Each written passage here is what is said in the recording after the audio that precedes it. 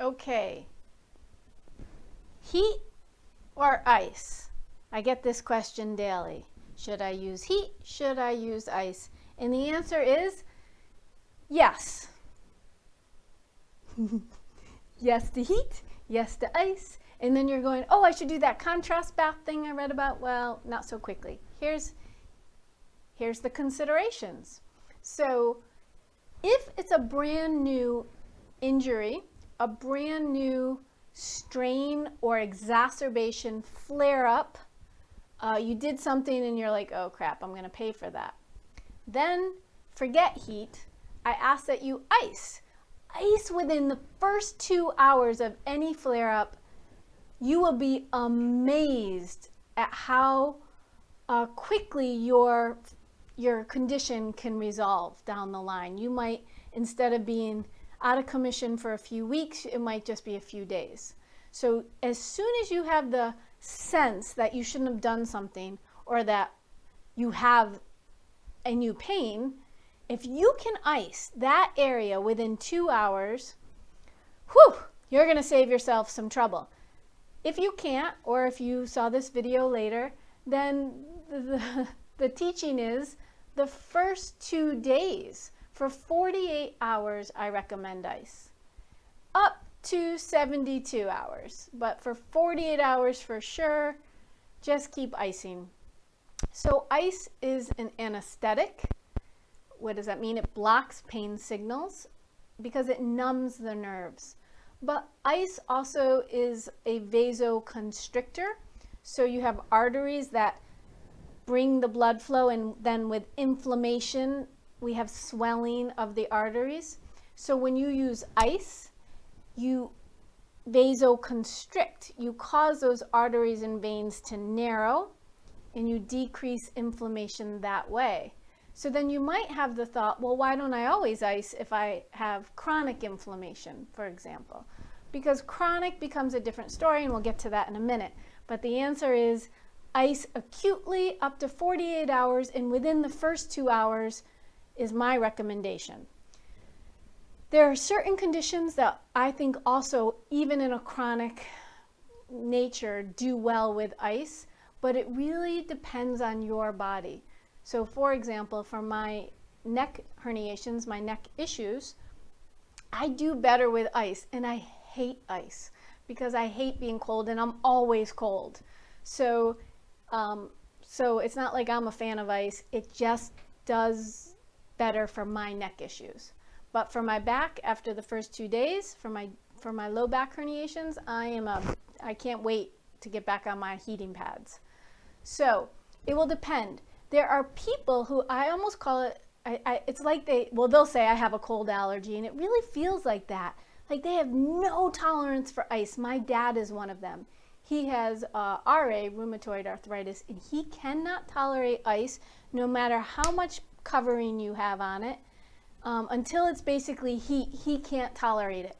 And it doesn't matter which part of his body. So fine, if you're one of those people, don't do ice unless you could tolerate it for the first 2 hours of an injury.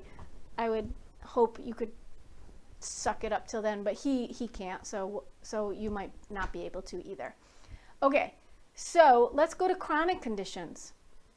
You might say, well, I have chronic inflammation in my left low back, my left SI joint.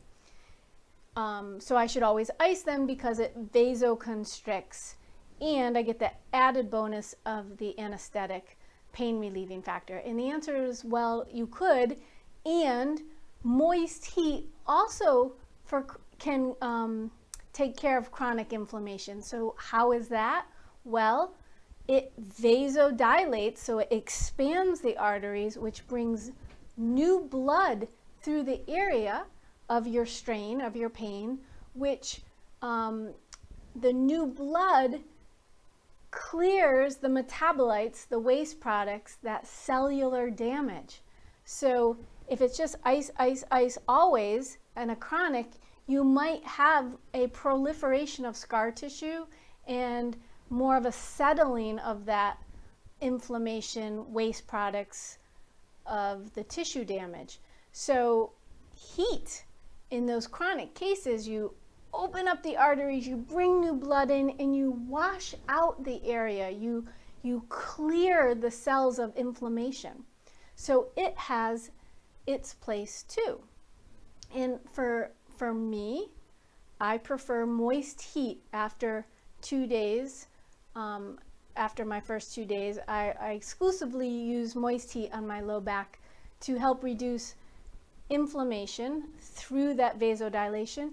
And heat is an analgesic, not an anesthetic. It doesn't numb the nerve, but analgesic reduces pain signals to the brain. It calms the area down. It soothes the nerve communication of pains to the brain, which relaxes muscles.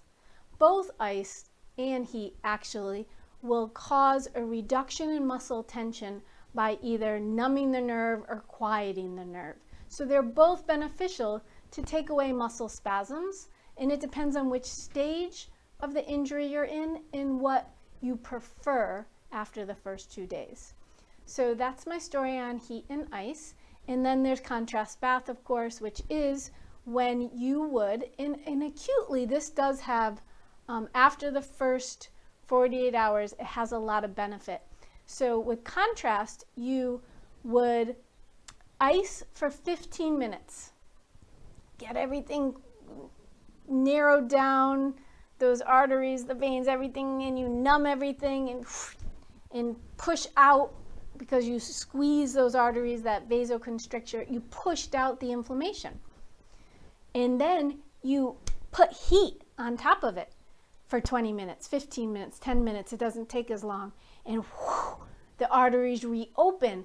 And so now you're getting a pumping action of ice, heat, ice, heat. So that's what a contrast bath does. It vasoconstricts, vasodilates, vasoconstricts, vasodilates, and you're pumping through the inflammation fluid metabolites, which are the waste products of injury. So that has its place too. For me, it's a lot of work because you got to get up and down and heat and microwave your heating thing or get your ice pack. But if I feel like nothing's working and I'm in a flare-up, have I tried it and am I willing to do it, and does it work? Yes. So contrast bath is another good option. So the answer is yes.